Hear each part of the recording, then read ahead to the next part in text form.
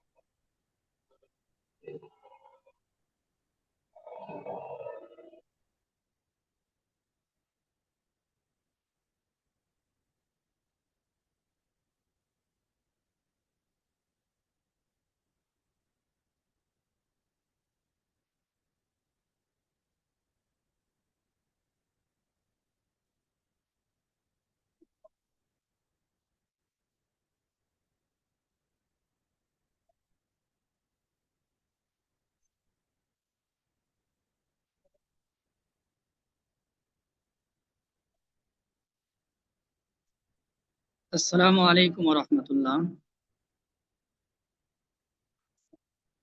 ওয়ালাইকুম আসসালাম ওয়ালাইকুম ওয়া আসসালাম ওয়া রাহমাতুল্লাহি ওয়া বারাকাতুহু।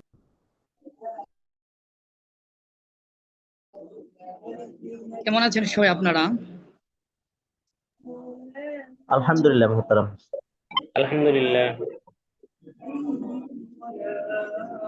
আপনাদের এখানে কি যে হাশিয়াতু ইবনে আবিদিন অর্থাৎ এই কিতাবটা শেয়ার হয়েছে দেখতে পাচ্ছেন? জি, স্ক্রিনে দেখা যাচ্ছে মহতারাম। জি জি। আচ্ছা, ঠিক আছে।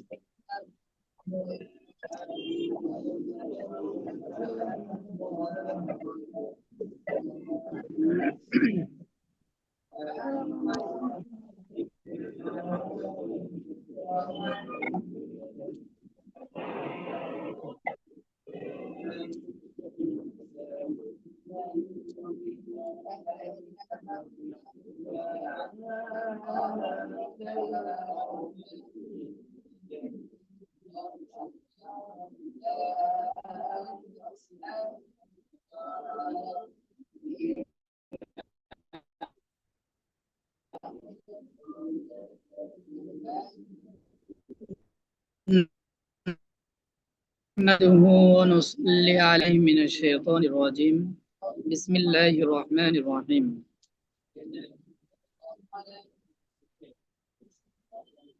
আমরা এই ক্লাসে ইনশাআল্লাহ দুররে মুখতার পড়ব। তবে আমাদের দুররে মুখতার তো অনেক লম্বা বা 12 খণ্ডের কিতাব। আমরা শুধু ক্লাসে যে কিতাবুন নিকাহ এবং কিতাবুত তালাক পড়ব। আসল কথা হলো যে আমরা ইফতা পড়ি বা ইফতায় ভর্তি হয়েছি, আমাদের গন্তব্যে আমাদের নিজেদের পৌঁছতে হবে। উস্তাদরা শুধুমাত্র আপনাদেরকে গন্তব্যে পৌঁছার রাস্তাটা দেখিয়ে দিবেন। কাজেই আপনার বেশি বেশি মোতালা করব। আজকে আমি সময় নষ্ট না করে প্রথমেই কয়েকটা ক্লাসই হবে, এর মধ্য থেকে আমি যে দুররে মুখতারের মুকাদ্দামা, এই মুকাদ্দামা নিয়ে 2টা ক্লাসে ইনশাআল্লাহ আলোচনা করব। দুররে মুখতারের মুকাদ্দামা খুব গুরুত্বপূর্ণ এবং খুব মুফিদ একটি আলোচনা। প্রথমে আমরা কিতাবের নামের সাথে একটু পরিচয় হয়ে নেই। কিতাবের সম্পূর্ণ নাম বলা হয় রদ্দুল মুখতার আলা দুররিল মুখতার শরহে তানভীরিল আবসর। এখানে মোট হলো 3টা কিতাব। যেমন এই তানভীরুল আবসর, এই তানভীরুল আবসরের শরহ হলো মূলত দুররে মুখতার। আবার এই দুররে মুখতারের শরহ হলো রদ্দুল মুখতার, যেটা আমরা ফতোয়ায়ে শামী নামে আমাদের কাছে পরিচিতি। এই ফতোয়ায়ে শামী হানাবি মাযহাবের, বিশেষ করে হানাবি মাযহাবের খুব গ্রহণযোগ্য এবং মুতাবার একটি কিতাব।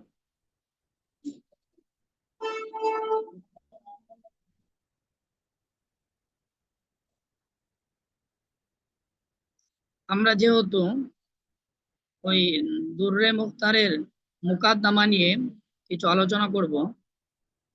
আলোচনা এজন্য প্রয়োজন যে দুররে মুখতারের মুকাদ্দামা যদি আমরা পড়ি তাহলে বুঝতে পারবো যেরকম হানাফি মাযহাবের কতটুকু বাস্তবতা বা হানাফি মাযহাবের ফজিলত, মানে আমরা যেই মাযহাবে আছি অর্থাৎ এই মাযহাবের প্রতি আমাদের ভালো একটা যেন বিশ্বাস ধারণা তো অবশ্যই আছে, তারপরও যেন একদম চক্ষুষ ধারণা বা বিশ্বাস আমাদের জন্ম হয়।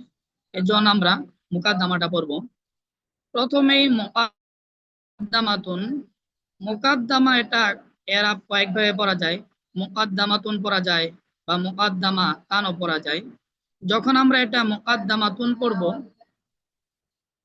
তখন এটা হলো মাহজুব মুবতাদার খবর রূপে হবে। এখানে হাজিহি মাহজুব আছে, হাজি মুবতাদা আর তার খবর হলো মুকাদ্দামাতুন। অথবা মুকাদ্দামাতান পড়া যায়, তখন এটা মাফউল হবে, অর্থাৎ মাহজুব ফেল, এই ফেলের মাফউল হবে, যে খুজ মুকাদ্দামাতান। এরকম ভাবে এটা ডালকে কাসরা দিয়ে অর্থাৎ মুকাদ্দিমাতুনও পড়া যায়, তখন হলো ইসমে ফাইল রূপে হবে।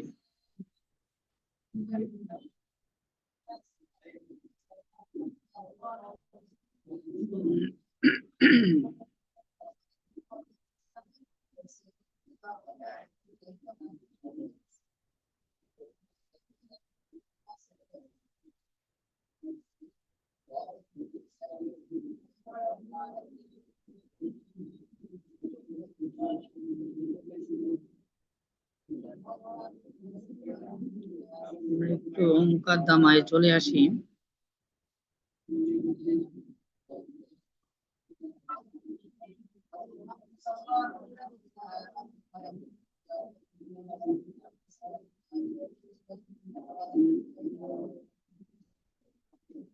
মুকাদ্দামার পূর্বেও অনেক আলোচনা আছে, ইমাম আবু হানিফার জীবনী বা অনেকের জীবনী আছে, আপনারা এটা পড়ে নিতে পারেন। আসলে কিতাবের শুরুতে যেগুলো আছে অর্থাৎ মাবাদিয়াত, এগুলো খুবই গুরুত্বপূর্ণ আলোচনা। এগুলো আপনারা কি করতে পারেন, যার যার মতো মোতালা করে নিতে পারেন, খুব মুফিদ আলোচনা থাকে।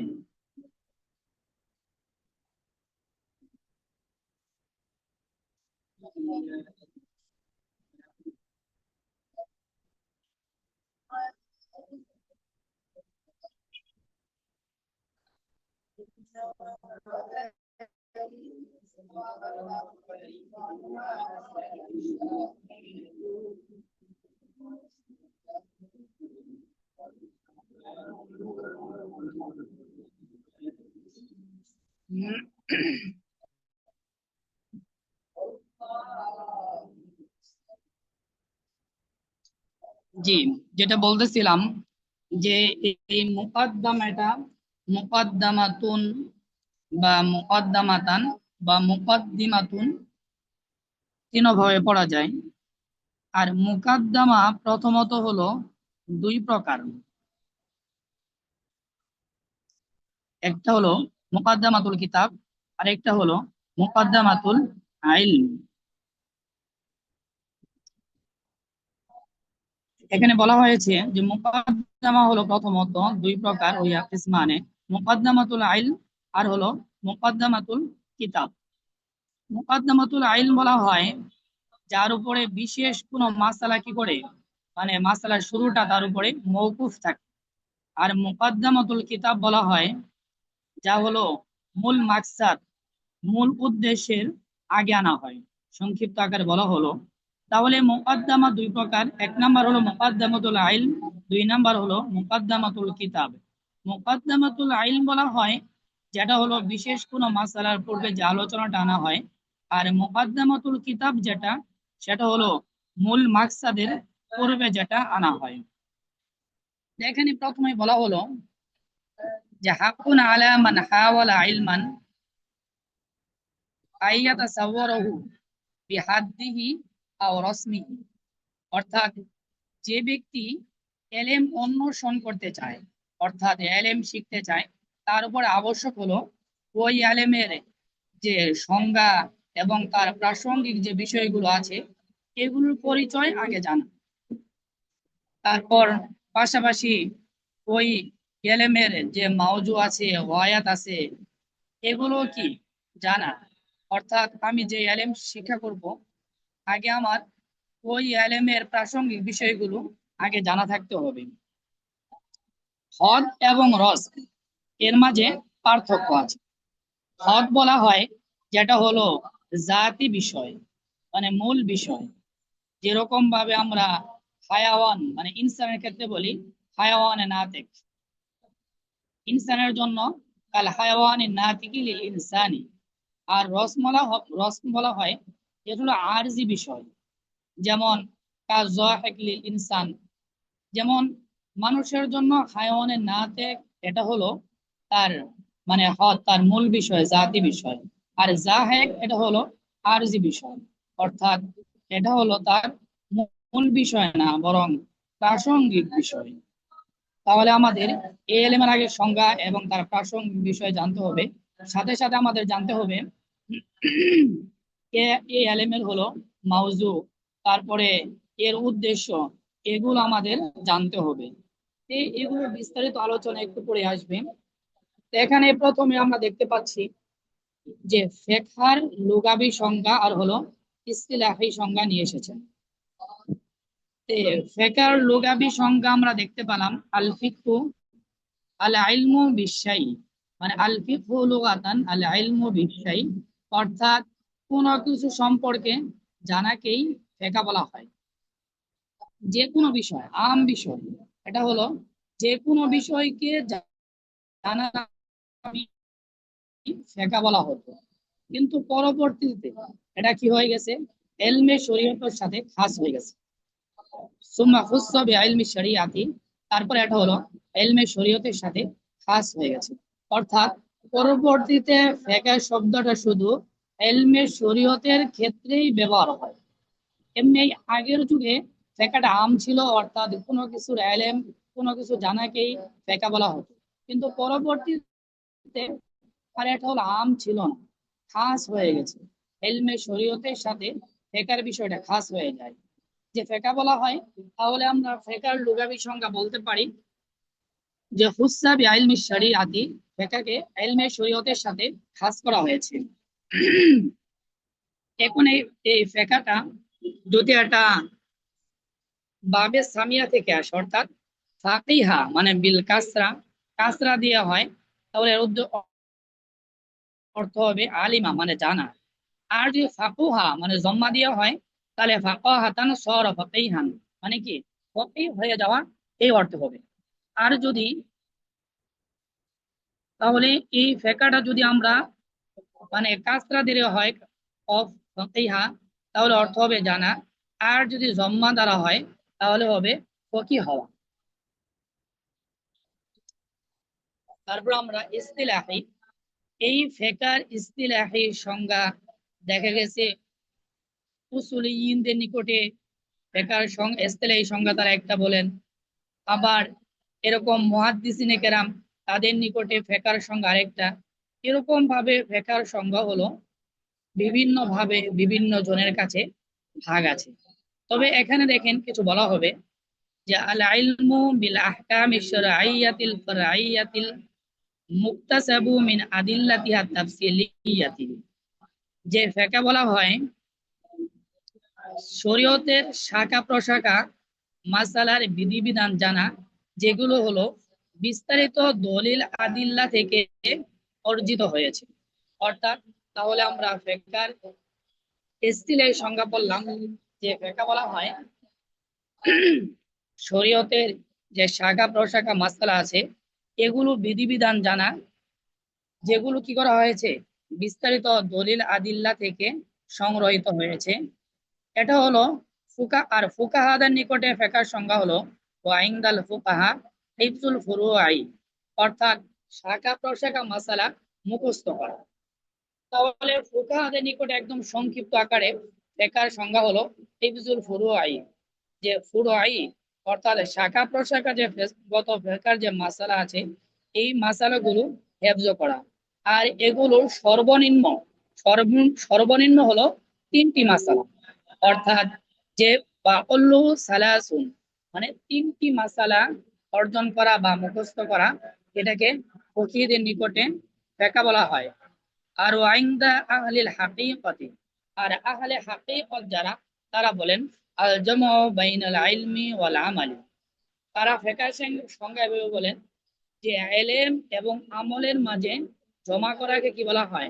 ফিকহ বলা হয়। অর্থাৎ ইলম অর্জন করার পাশাপাশি কি আমল করা, অর্থাৎ ইলমের সাথে আমল করার নাম হলো ফিকহ। আর এই সংজ্ঞা, অর্থাৎ যেটা হলো ওই আহলে হাকিকত, তাদের নিকটে বলা হয় এটা হলো ইলম এবং আমলের মাঝে জমা করা। এটা হলো হাসান বসরি রহমাতুল্লাহি আলাইহি, তার যে কৌল, এটা হলো, এটা সমর্থন করে কিভাবে? লিকৌলিল হাসানিল বসরি, হাসান বসরির কৌল হলো ইন্নামাল ফাকিহুল মুআরিজু আনিদ দুনিয়া আয-যাহিদু ফিল আখিরাহ। আর হাসান বসরি রহমাতুল্লাহি আলাইহি তিনি বলেন ফকিহ বলা হয় যে হলো কি দুনিয়া বিমুখ, আর হলো আল মুআরিজু আনিদ দুনিয়া, যে কি দুনিয়া বিমুখ, অর্থাৎ দুনিয়া থেকে সে, দুনিয়ার বিভিন্ন চিন্তা ভাবনা, এগুলো থেকে কি করেছেন? সে নিজেকে বিমুখ করে নিয়েছেন। আর আয-যাহিদু ফিল আখিরাহ, আর হলো সে কি আখিরাতের প্রতি একদম জাহেদ, অর্থাৎ পরিপূর্ণ তার চিন্তা বা একদম সবকিছু, তার কথা হলো যে আখিরাতি মুখী, মানে আল মুরিদু আনিদ দুনিয়া, যে দুনিয়া বিমুখ, আর জাহিদু ফিল আখিরাহ, এবং আখিরাত মুখী। আর কি আল বাসিরু বিউয়ুবি নাফসিহি, আর হলো নিজের দোষ ত্রুটি সম্পর্কে সে নিজেই জানেন, অর্থাৎ নিজের দোষ ত্রুটি বা নিজের বিভিন্ন বিষয় তিনি কি নিজেই জানেন। আমরা এই যে সংজ্ঞাটা বললাম, এটা হলো আহলে হাকিকত, তাদের মতে এই যে বলা হচ্ছে আল আল জামু বাইনাল ইলমি ওয়াল আমালি, এই সংখ্যাটা শুধু এই কিতাবেই না, বরং বাহার, তারপর এরকম বিভিন্ন কিতাবও কি আছে, অনেক কিতাবে এরকম শব্দ আছে। আর রাগিবু ফিল আখিরাহ, যেমনটা ইবনে আব্দুর রাজ্জাক তিনি বলেছেন, এরকম ভাবে ওই ইয়াহইয়া গ্রন্থে এখানেও আছে যে ইমাম গাজ্জালি তিনি বলেছেন। এই সংজ্ঞাটা আহলে হাকিকত যে সংজ্ঞাটা বলেছেন, এবং যেটা হলো হাসান বসরি রহমাতুল্লাহি আলাইহির কুল, যেটা সমর্থন করে, বা তার কথা থেকে এমনটাই বোঝা যায় এর অনেকেই এর সমর্থন করেছেন। আচ্ছা, এখানে যে বিষয়গুলো পড়া হইতেছে, এই বিষয়গুলো আমরা অনেকে আগে থেকে জানি, বা এগুলো সহজ বিষয়। আমি যেহেতু কিতাবের শুরুটা করতে চাইতেছি, এজন্য এগুলো একটু সংক্ষিপ্ত আকারে বা খুব তাড়াহুড়া করেই বলতেছি। তারপরেও কারো যদি কোনো অস্পষ্ট থাকে বলতে পারেন, কারণ আমাদের মূল বিষয় শুরু হবে আরেকটু পর। আচ্ছা, যাই হোক, এগুলো মূল বিষয়, এগুলো মূল বিষয়ের বাহিরও নয়। তারপরেও, তারপরে ফেকার মাউজু ও মাউজু আহু, ফেকার মাউজু হলো ফেলুল মুকাল্লাফি সুবুতান ওয়া সালাবান, যে মুকাল্লাফের কাজ করা এবং না করা, মানে একজন মুকাল্লাফ ব্যক্তি, অর্থাৎ যে ব্যক্তি শরীয়তের মুকাল্লাফ, সে কোন কাজগুলো করবে এবং কোন কাজগুলো করবেন, এটা হলো এই ফেকার মাউজু। অর্থাৎ যে ব্যক্তির উপরে শরীয়তের বিষয়গুলো আবশ্যক হয়েছে, সে কোন বিষয়গুলো মানে করবে, আর কোন বিষয়গুলো থেকে নিজেকে বিরত রাখবে, কোন বিষয়গুলো নিজে কোন বিষয়গুলো করবে,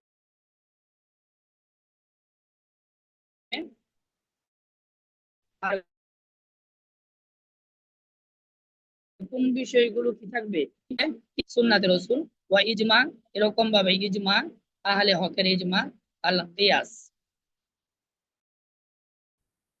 তাহলে এই ফেকার মূল উৎস, অর্থাৎ ফেকা যে মাসলা মাসাইল বের হয়েছে, এগুলো হয়তো কোরআন থেকে, অথবা হাদিস থেকে, অথবা কি যে আহলে হক উলামায়ে কেরামের ইজমা থেকে, অথবা কিয়াস থেকে। আর ওয়া ওয়ায়াতুহু, আর তার ওয়ায়াত হলো আল ফাউজু বিসাআদাতিদ দারাইন, অর্থাৎ উভয় জগতের সফলতা অর্জন করা। তো আমরা যেই কাজই করি সমস্ত কাজই যেন এরকম ভাবে এই উভয় জগতের সফলতাই হয়।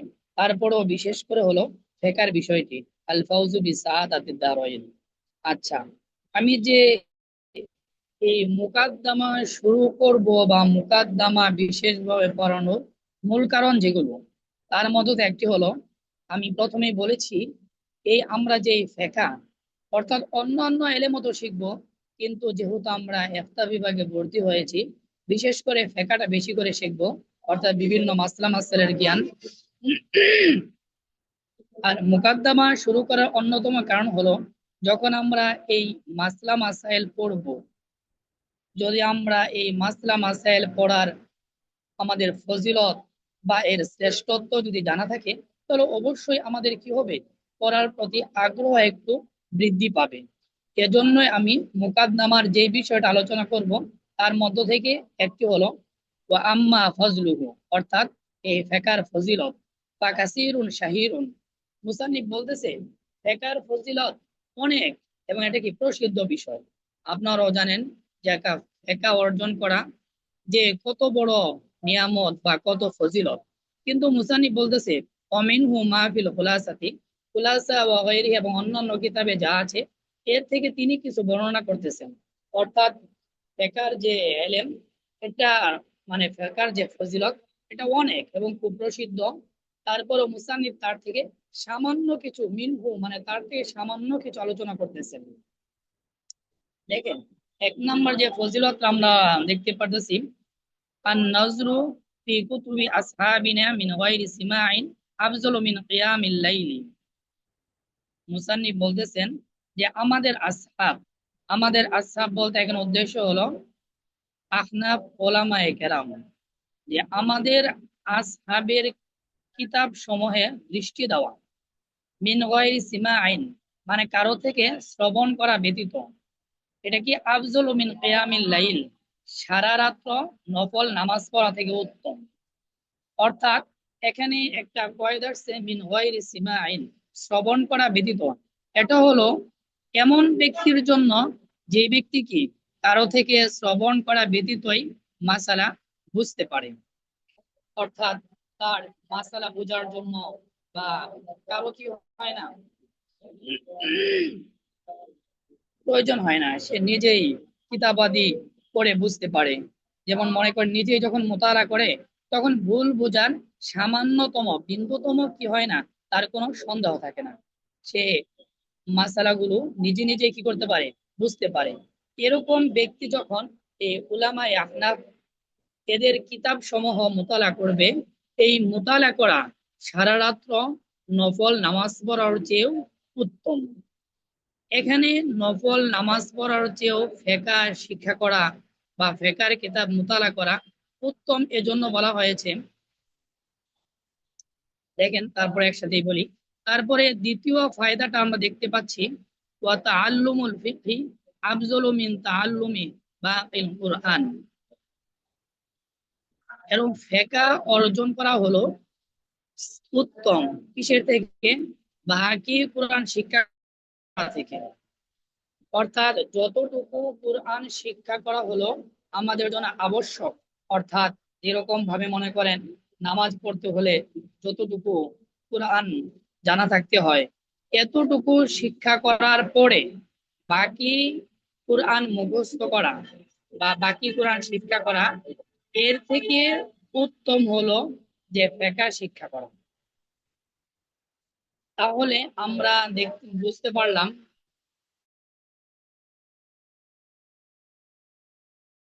যে নামাজে যতটুকু কেরাত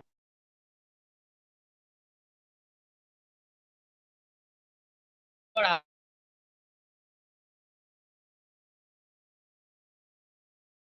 আবশ্যক, এতটুকু হতে পারে, এর মাধ্যমে আপনার নিজের ফায়দা হবে, নিজের লাভ হবে। আপনি সারা রাত নফল নামাজ পড়লেন, আপনার কি হলো, সওয়াব হলো। অথবা সম্পূর্ণ কোরআন মুখস্থ করলেন, এতে আপনার সওয়াব হলো। কিন্তু ফেকা যদি শিক্ষা করেন, শুধু আপনি এর ফেকার মাধ্যমে আপনি নিজে গুনাহ থেকে বা হালাল হারাম মানে হারাম কাজ থেকে নাজায়েজ কাজ থেকে বাঁচবেন, শুধু এতটুকুই না, আপনার মাধ্যমে জাতীয় কি হবে, কারণ হারাম কাজ থেকে নাজায়েজ কাজ থেকে নিজেকে বাঁচিয়ে রাখতে পারবে, পাশাপাশি সওয়াবের কাজও করতে পারবে। আর ওয়া জামিউল ফিকহি লা বুদ্দা মিনহু, আর সম্পূর্ণ ফিকহ শিক্ষা করা হলো, এখানে লাজেম বলা হয়েছে, অর্থাৎ সম্পূর্ণ ফিকহ শিক্ষা করা হলো আবশ্যক।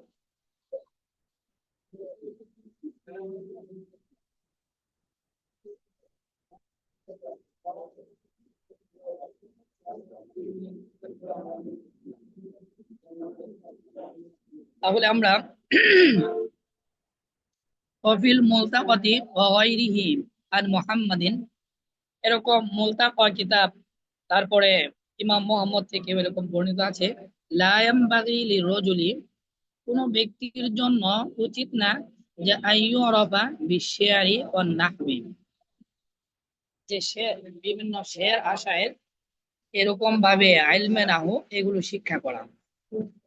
দেখেন কোন দৃষ্টিতে বলা হলো যে একজন ব্যক্তির জন্য এরকম ভাবে উচিত না সেরকম শের আশায়ের বা এলমে নাহু এগুলো শিক্ষা করবে।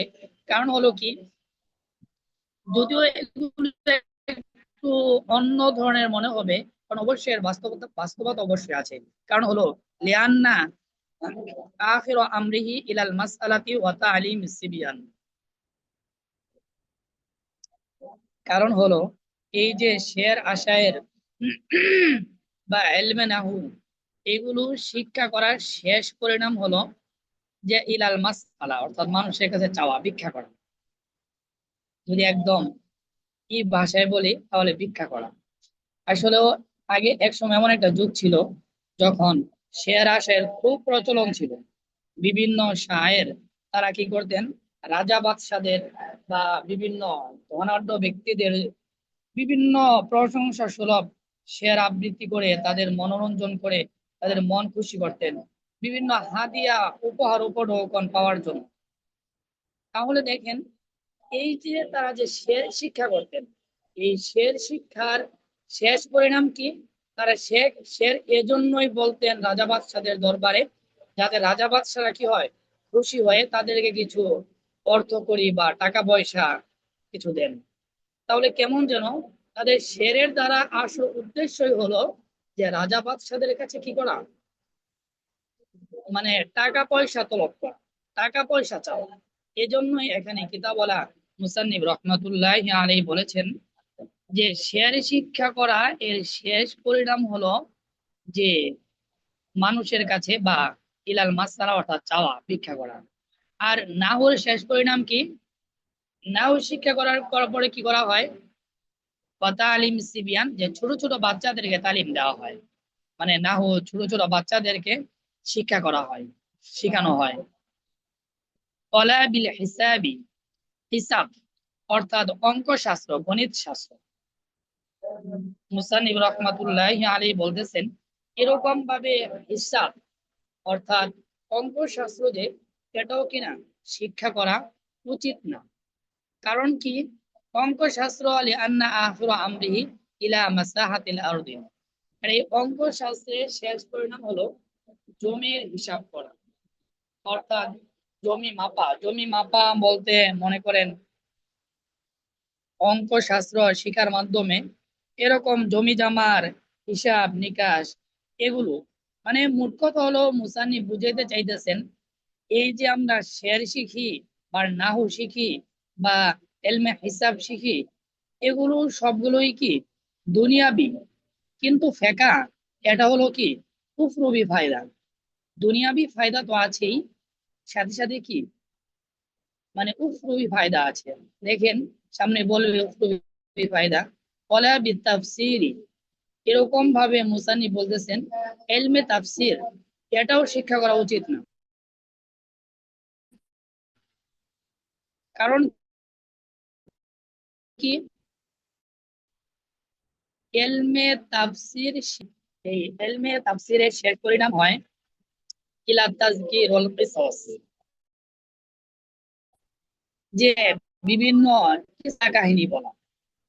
আমরা এলমে তাফসির শিক্ষা করে কি করা হয়, যে বিভিন্ন নবীদের বা বিভিন্ন বাদশাদের বা বিভিন্ন বুজুর্গানে কেরাম এদের বিভিন্ন ঘটনা বা বিভিন্ন কিসসা কাহিনী, এগুলোই কি করা হয়, বলা হয়। যেরকম ভাবে আমরা দেখি যে ওয়াজের ময়দানে বিভিন্ন, বা শুধু ওয়াজের ময়দানে না, বিভিন্ন ক্ষেত্রে কি করা হয়, অর্থাৎ ইলমে তাফসিরে এরকম ঘটনা, কিসসা কাহিনী এগুলোতে কি ভরপুর। বাল ইয়াকুনু ইলমু ফিল হালালি ওয়াল হারামি ওয়া মা লা বুদ্দা মিনহু মিনাল আহকামি। কিন্তু বরং এরকম ভাবে ইলমে ফিকহ, এই ইলম, এটা কি করে, হালাল হারামের বিষয়ে শিক্ষা দেয়। আর যেটা হলো কি, এরকম বিধিবিধান যা আমাদের জন্য আবশ্যক। কারণ হালাল হারাম থেকে কি, হারাম থেকে বেঁচে থাকা এবং হালাল অনুযায়ী কাজ করা, এগুলো তো আমাদের জীবনে কি আবশ্যক। এলমে ফিকাহ কি এগুলো শিক্ষা দেয়। অর্থাৎ এলমে ফিকার শেষ পরিণাম হলো হালাল হারাম, অর্থাৎ কোন বিষয়ে হালাল এটা জানবো, আর কোন বিষয়ে হারাম আমরা কি এর থেকে এটাও জানবো, যেন এর থেকে বিরত থাকতে পারি। কিন্তু বাকি যে এলিম গুলো আছে, বাকি গুলো কি এরকম বিভিন্ন দেখা গেছে, শের কথা বললেন যে এর দ্বারা উদ্দেশ্য হলো ভিক্ষা করা, আর নাহুর হলো যে বাচ্চাদেরকে শিক্ষা দেওয়া। এরকম ভাবে এলমে তাফসির এগুলো দ্বারা উদ্দেশ্য হলো যে বিভিন্ন ধরনের ঘটনা বা এগুলো বর্ণনা করা। কিন্তু এলমে ফিকহ এটা একদম কি করা হয়, এখানে কোনো ঘটনা বা কিসসা কাহিনী বা এগুলোর শেষ পরিণাম কারোর কাছে ভিক্ষা করা, এগুলো উদ্দেশ্য হয় না, বরং হালাল হারাম সম্পর্কে জ্ঞান অর্জন করা এগুলো উদ্দেশ্য। এই ইলমে ফিকহ আপনার যে ফজিলত এবং তার যে শ্রেষ্ঠত্ব, এটা কি করতেছেন মুসান্নিফ রহমাতুল্লাহি আলাইহি বর্ণনা করতেছেন। বিভিন্ন শের আশায়ের এগুলো কিন্তু কি হয়, দলিল হয়। আমরা দেখছি নাহুরি বিভিন্ন কিতাবে বা বিভিন্ন বিষয়ের কিতাবে দেখি শের আশায়েরকে কি করা হয়, দলিল হিসেবে উল্লেখ করা হয়। যেমন ইদা মা তাজ্জাজু ইলমিন বিইলম ওয়া ইলমুল ফিকহি আওলা বিআইতিজাজ। যে মুসান্নিফ রহমাতুল্লাহি আলাইহি বলতেছেন যে যে ব্যক্তি এলেম অর্জন করে এলেমের মাধ্যমে সম্মান অর্জন করতে চায়, সে যেন কি করে, এলমে ফেকার মাধ্যমে সম্মান অর্জন করা সবচেয়ে উত্তম। অর্থাৎ যে ব্যক্তি এলেম অর্জন, অর্থাৎ জ্ঞানী হয়ে, মানে এলেম অর্জন করে জ্ঞানী হবে, তার মূল উদ্দেশ্য হলো সে এই এলেমের মাধ্যমে নিজেকে কি করবে, জ্ঞানী বলে পরিচয় দিবে, বা জ্ঞানী মানুষকে সম্মান করে। তার এরকম উদ্দেশ্য হয়, আমি যদি এলেম অর্জন করি তাহলে এর মাধ্যমে আমি কি সম্মানিত হব। তাহলে এমন ব্যক্তির জন্য এরকম ভাবে ইলমে ফিকহের মাধ্যমে কি করা, জ্ঞান অর্জন করা সবচেয়ে উত্তম। এক হলো জ্ঞান অর্জন করা উত্তম, কিন্তু জ্ঞান অর্জনটা যদি ইলমে ফিকহের মাধ্যমে হয় তাহলে এটা হলো কি আরো উত্তম হবে। এরকম ভাবে বলতেছেন ফাকাম তিবিন ইয়াফুহু ওয়ালা কামিসকিন ওয়াকাম তয়রু ইয়াতিরু ওয়ালা কাবাস। যে অনেক, ফাকাম তিবিন মানে অনেক সুগন্ধি রয়েছে যেগুলো কি করে, সুগন্ধ ছড়ায়, কিন্তু মেশকে আম্বরের মতো নয়। দুনিয়াতে তো অনেক সুগন্ধি রয়েছে, কিন্তু কি না, এগুলো সুগন্ধি যতই সুগন্ধ ছড়ায় কিন্তু মেশকে আম্বরের মতো না। মুসান্নিফ বুঝাইতে চাইতেছেন যে দুনিয়াতে তো অনেক এলেমই রয়েছে, কিন্তু কি না, এলমে ফেকার মতো না। সব দিক দিয়ে অনেক এলেমই রয়েছে, কিন্তু এলমে ফেকার মতো নয়। যেরকম ভাবে অনেক সুগন্ধি রয়েছে কিন্তু মেশকে আম্বরের মতো নয়, এরকম ভাবে অনেক এলিমি রয়েছে, তবে কি নয়, এলমে ফেকার মতো নয়। এরকম ভাবে অনেক পাখি আকাশে ওড়ে, কিন্তু বাজ পাখির মতো নয়। অর্থাৎ অনেক পাখি তো কি করে আকাশে ওড়ে, কিন্তু বাজ পাখি যে উড়ে, এই উড়ার মতো কিনা অন্যান্য পাখি উড়ে না।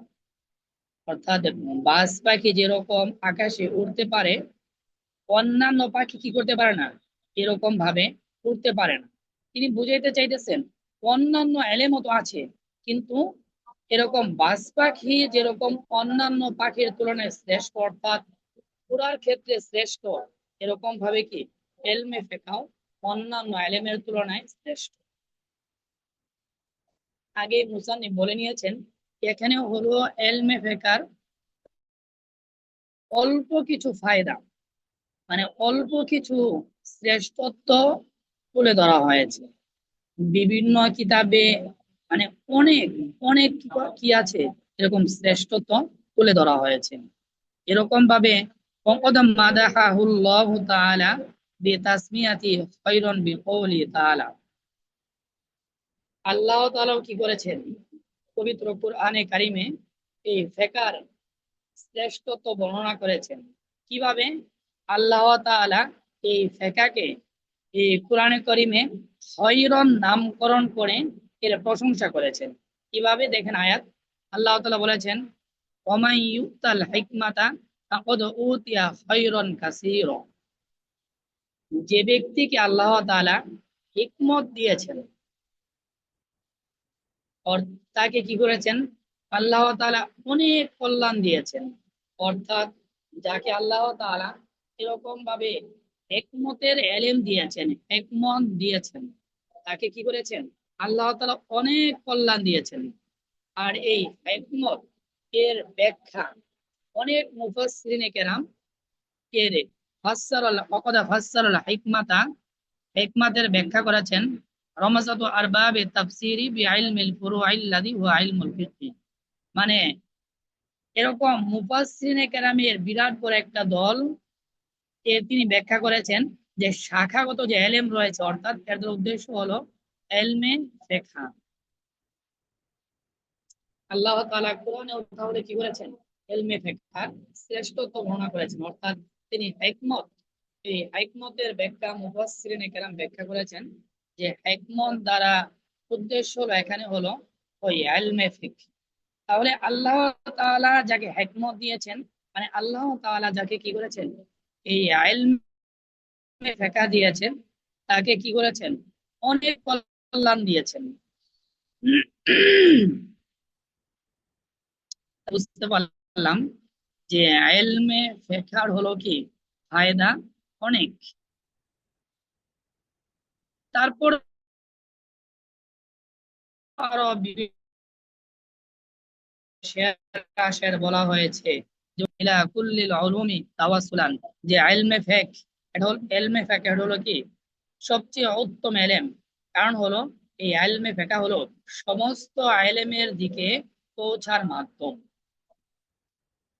এই ইলমে ফিকহ, এই ইলমে ফিকহ শিখার মাধ্যমে কি করা হয়, সমস্ত ইলম,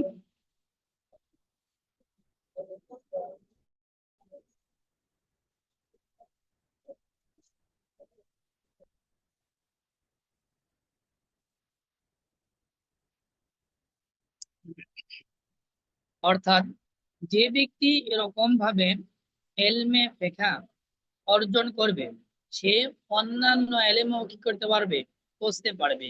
আর ফাইন্না ফাকিহান ওয়াহিদান মুতাওয়াররিয়ান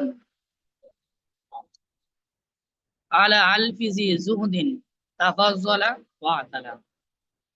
যে এরকম ভাবে একজন ফকিহ, যে ক্ষুধা বিরু একজন ফকিহ, সে হলো কি 1000 আবেদের চেয়েও শ্রেষ্ঠ এবং মর্যাদার দিক থেকে অনেক উঁচু। কারণ হলো একজন ফকিহ, আমরা আগে পড়লাম যে নফল নামাজ পড়ার চেয়েও হলো এলমে ফিকহ অর্জন করা, এলমে ফিকহ শিক্ষা করা উত্তম। তাহলে এরকম ভাবে যে আবেদ, মানে মূর্খ বলতে যার দ্বীনি ইলম নেই তার তুলনায় অবশ্যই যে একজন আলেম যিনি ফিকহ জানেন।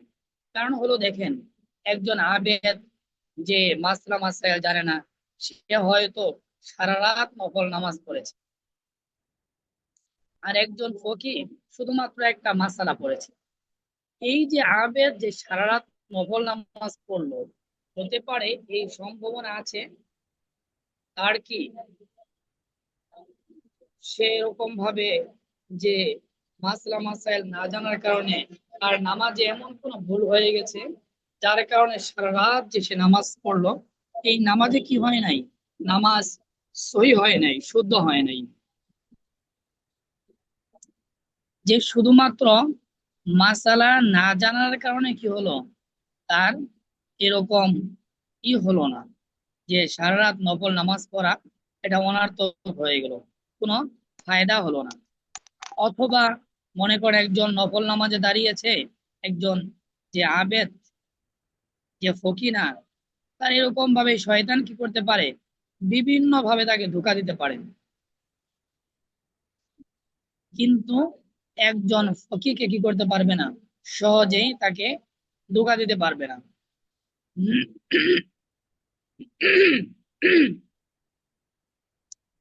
এখানে বলা হয়েছে একজন হুদা ভীরু ফকিহ। হুদা ভীরু, হুদা ভীরু এরকম বিভিন্ন তবকা আছে। আসলে সবকিছুরই কি আছে, এরকম ক্লাস অর্থাৎ তারতিব আছে। এরকম ভাবে কি হুদা ভীরু এরও এখানে চারটা তারতিব উল্লেখ করা হয়েছে। আপনারা তারতিব গুলো নিজেরা দেখে নিতে পারেন, খুবই গুরুত্বপূর্ণ আলোচনা করা হয়েছে। আচ্ছা, আর একটু পড়ি। এরকম ভাবে আরো বিভিন্ন মুসান্নিফ রহমাতুল্লাহ আলাই শের আশায়ের মাধ্যমে এলমে ফেকার যে ফায়দা, এটা তিনি কি করেছেন, তুলে ধরেছেন। মুসান্নিফ ওই শেরের ভিতরে বলতেছেন তাবা মানে ফেকা অর্জন করো। কারণ কি, ফাইনাল ফিকহ আফজলু কাইদিন, যে ফেকা হলো সবচেয়ে উত্তম চালক, ইলাল বাররি ওয়াত তাকওয়া ওয়া আদালু কাসিদিন, যে এই ফেকা অর্জন করলে তুমি কি করতে পারবে, কল্যাণের দিকে এবং তাকওয়ার দিকে তোমাকে সবচেয়ে উত্তম ভাবে কি করে দেবে, নিয়ে যাবে। অর্থাৎ এই ফেকাটা হলো কল্যাণ এবং তাকওয়ারের দিকে সবচেয়ে উত্তম চালক। আর হলো তোমার যে ইচ্ছা আকাঙ্ক্ষা, এই ইচ্ছা পূরণ হলো কি সবচেয়ে ন্যায় সঙ্গত। কারণ যদি কারো ইচ্ছে হয় যে আমি কি করব, এই ফেকা অর্জন করে এর মাধ্যমে যে নামাজটা শুদ্ধভাবে পড়বো অথবা আমি জান্নাত লাভ করব, তাহলে এই ফেকা অর্জন করার মাধ্যমেই কি এই জান্নাত বলেন বা দুনিয়ার মানে দিনই কোনো কাজ সই শুদ্ধভাবে করার জন্য এই ফেকারে কি হয়, প্রয়োজন হয়। এজন্যই বলা হয়েছে এই ফেকারা কি করবে, তোমার নেক কাজ এবং তাকওয়ার ক্ষেত্রে সবচেয়ে উত্তম এবং সবচেয়ে ভালো চালক। আর অকুন মুস্তাফিদান কুল্লা ইয়াউমিন জিয়াদাতান মিনাল ফিকহি ওয়াসবাহ ফি বুহুরিল ফাওয়াইদি। আর তুমি কি করো, প্রতিদিন এরকম অনেক ফেকা অর্জন করো, ফেকা থেকে অনেক যে ফায়দা অর্জন করো, এবং কি করো তুমি এই ফায়দার সমুদ্রে সাঁতার কাটো। অর্থাৎ প্রতিদিন তুমি এত পরিমাণ ফেকা অর্জন করবে, এই ফেকা অর্জন করার মাধ্যমে কি হবে, তোমার এরকম ফায়দার সাগরে কেমন যেন তুমি সাঁতার কাটতেছো। আর ফাইন্না ফাকিহান ওয়াহিদান মুতাওয়াররিআন আশাদ্দু আলা শাইতানি মিন আলফি আবিদিন। এরকম ভাবে একজন ফকিহ যে ওই আগের কথাই যে খোদা বিরু হয়, সে হলো কি 1000 আবেদের চেয়েও শয়তানের উপরে বেশি শক্তিশালী। অর্থাৎ একজন আবেদকে শয়তান ধোঁকা দিতে তার যত কষ্ট না হয়, এর চেয়ে বেশি কষ্ট হয় কি একজন ক্ষুধাভীরু ফকিকে পথভ্রষ্ট করতে। অর্থাৎ ভুল পথে বা ভুল মাসালায় আমল করাতে একজন আবেদ 1000 আবেদের তুলনায় যারা ফকি না তাদের যে কষ্ট হয় তার চেয়ে পরিমাণে বেশি কষ্ট হয় হলো একজন ক্ষুধাভীরু এবং আল্লাহ প্রেমিক কি ফকি ফকিকে কষ্ট দিতে, মানে ভুল মাসালা বা ভুল পথে পরিচালনা করতে। এজন্যই বলা হয়েছে ইন্না ফাকিহান ওয়াহিদান মুতাওয়াররিয়ান আশাদ্দু আলা শাইতানি মিন আলফি আবিদিন।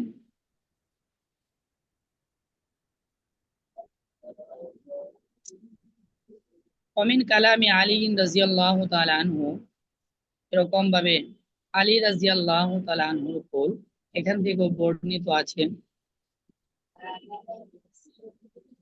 যে মাল ফজলু ইল্লা লিআহলিল ইলমি, যে শ্রেষ্ঠত্বের অধিকারী শুধুমাত্র আহলে ইলম যারা তারাই, মানে এরকম ভাবে শ্রেষ্ঠ এবং মর্যাদার প্রাপ্য শুধু আহলে ইলম, অর্থাৎ যারা ফিকহ শিক্ষা করে শুধুমাত্র তাদেরই প্রাপ্য। কারণ কি,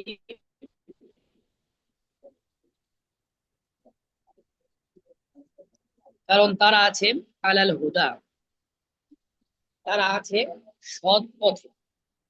আহলে ইলম তারা যেহেতু কি করে সৎ পথে আছে, এবং যারা সৎ পথ পেতে চায় তাদের কি করেন আদিল্লা, মানে তাদের কি করেন যেমন সৎ পথ দেখিয়ে দেন। তাহলে যেহেতু তারা নিজেরাও সৎ পথে আছে এবং যারা সৎ পথ চায়, অর্থাৎ কোনো মাসালার সঠিক সমাধান বা এটা হালাল না হারাম বা জায়েজ না নাজায়েজ এটা জানতে চায়, তাদেরকে কি করেন একজন আহলে ইলম তিনি কি করেন জানিয়ে দেন। তাহলে এই দৃষ্টিকোণ থেকে শ্রেষ্ঠত্বর অধিকারী শুধুমাত্র আহলে ইলম, অর্থাৎ যে ফিকহ অর্জন করে তার জন্য।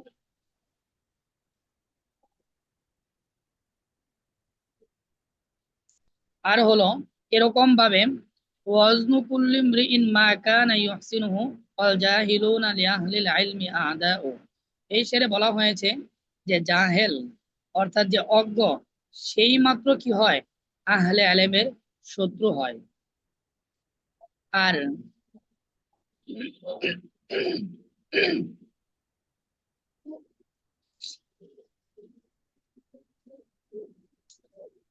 আর ফাহুজ বিইলমিন ওয়ালা তাজহাল বি আবাদান আন্নাসু মাউতা ওয়া আহলুল ইলমি ইয়াহইয়া।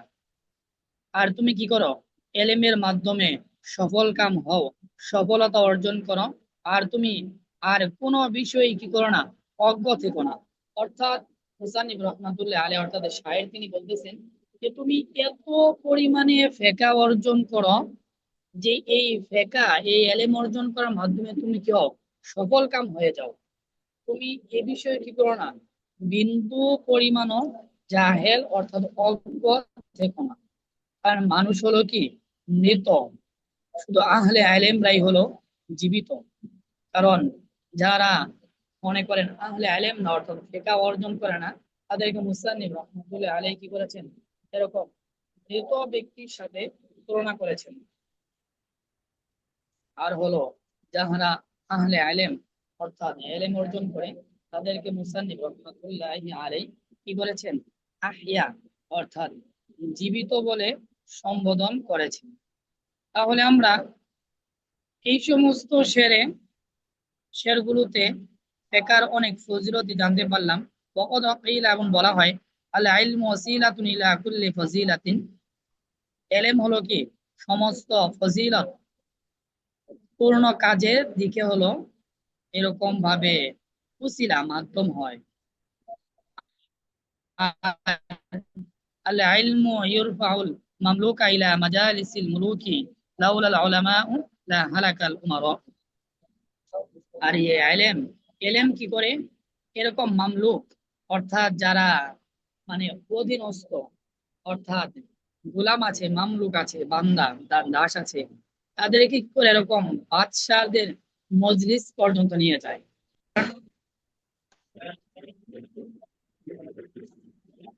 কারণ হলো এলমের কারণে একজন মানুষ কি হয় এরকম সাধারণ মানুষকে, এখানে মামলুক দ্বারা উদ্দেশ্য হলো সাধারণ মানুষ, সাধারণ জনগণ, এই এলেমের কারণে এরকম সাধারণ জনগণ, সাধারণ মানুষকেও এলেম কি করতে পারে, এরকম বাদশাহী মজলিস অর্থাৎ বাদশার চেয়ারে কি করতে পারে, বসাইতে পারে। আর লাউলাল উলামাউ লা হালাকাল উমারা, যদি এরকম উলামায়ে কেরাম না থাকতো তাহলে কি করতো, যারা উমারা মানে নেতৃস্থানীয় অর্থাৎ নেতা বর্গ আছে, তারা কি হয়ে যেত, হালাক হয়ে যেত। এজন্যই বলা হয়েছে যদি উলামারা না হতেন তাহলে কি হতেন, উমাররা হালাক হয়ে যেতেন। অর্থাৎ যারা মনে করেন নেতৃস্থানীয়, তবে যদি কোনো উমারা সে যদি আলেম হয়, এলমে ফেকার অধিকারী হয়, তাহলে নূরুন আলা নূর হবে।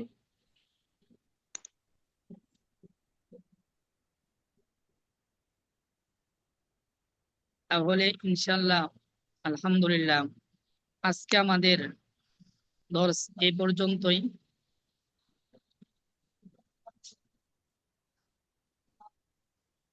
আসসালামু আলাইকুম ওয়া রাহমাতুল্লাহ। সংক্ষিপ্ত একটা প্রশ্ন করা যাবে? দুইটা সংক্ষিপ্তে। জি, বলেন। একটা হলো হুজুর, শুরুতে আপনি কিতাবের নামটা বলছিলেন রদ্দুল মুখতারি আলা দুররিল মুখতার, এরপরে একটা শব্দ বলছিলেন, মনে নাই, লিখতে পারি নাই। তানভীরুল আবসর, ও তান শরহে তানভীরুল আবসর। শরহে তানওয়িরুল হ্যাঁ, আবসর আব সদ দিয়ে। আবসার, লিখছি, শুকরিয়া। আরেকটা বিষয় হলো হুজুর, আপনি যে কিতাবটা আমাদেরকে দরজ দিয়েছেন, যেটা আমরা দেখতেছি, এটা কি আপনাদের ওই মাদ্রাসার এখান থেকে কেনার সুযোগ আছে নাকি? এইটাই। এটা হলো ওই যে মাদ্রাসায় যে হুজুর দায়িত্বে আছে তার সাথে একটু যোগাযোগ করেন, ঠিক আছে? জি জি জি। জি, মোহতারাম, কি জন্য আপনি এখানে? মোকাদ্দামাটা ভিন্ন পাই আর কি। মোকাদ্দামাটা ছোট কিতাব, 200 টাকার কিতাব, কিন্তু মূল কিতাব যদি খুঁজতে যাই, কিতাবুল নেকাহ, কিতাবুল তলাক, এটা তো ভিন্ন পাওয়া যায় না। মূল কিতাব দেখলাম অনেক বড়, বা দামও বেশি, প্রায় 5,000 টাকার মতো সবগুলা। এই এই কিতাবটা আর কি। আর ভিন্নভাবে আমাদের সংগ্রহ করার কোনো ওয়ে আছে কিনা, যে আমরা এটা সংগ্রহ করবো, অথবা পিডিএফ আকারে আমাদের কিতাবুত তালাক, কিতাবুল নেকাহকে পিডিএফ আকারে ভিন্ন করে দিলে আমরা এটা প্রিন্ট করে রাখতাম, তাহলে ধরতাম আর কি। হুজুর, এখন হুম। চাইছিলাম মূলত কিতাবটা সংগ্রহ রাখতে চাইতেছি আর কি, কারণ মোবাইলে পিডিএফ তো অনেকে বুঝে না, যাই হোক কিতাবটা অন্যান্য থাকলে উপকার কিতাব হয় সারা জীবনে। অন্যান্য কিতাব আমরা সংগ্রহ করছি বা যেগুলো পড়ছি আলহামদুলিল্লাহ, কিন্তু এটা দেখলাম 5,300 টাকা চাইছি, সব মিলাই আর কি, এটা মোকদ্দমা খন্ড ছাড়া। পাওয়া যায় না? মোকদ্দমা 200 টাকা। খন্ড খন্ড পাওয়া যায় না এটার? এখন এটার কোনো সুরাহা আসলে থাকলে। এটা তো একসাথে, তারপরও দেখা যায় কি এরকম অনেক মাকতাবা থেকে বা ওই যে মানে এফতায় যে বিষয়গুলো পড়ানো হয়, যেমন মুকাদ্দামা, কিতাবুন নিকাহ, কিতাবুত তালাক, মানে এই সমস্ত বিষয়গুলো নিয়ে একটা খণ্ড ছাপানো হয়। এরকম অনেক ইয়ে আছে। আপনি ওই যে মাদ্রাসায় দায়িত্বে যিনি আছেন, তালিমাত সাহেব, তার সাথে যোগাযোগ করলে হয়তো হুজুর কোনো সন্ধান বা সংগ্রহের কোনো মাধ্যম বলে দিবে আপনাদেরকে। জি মোহতারাম, জাযাকুমুল্লাহ। আচ্ছা, আসসালামু আলাইকুম ওয়া রাহমাতুল্লাহ।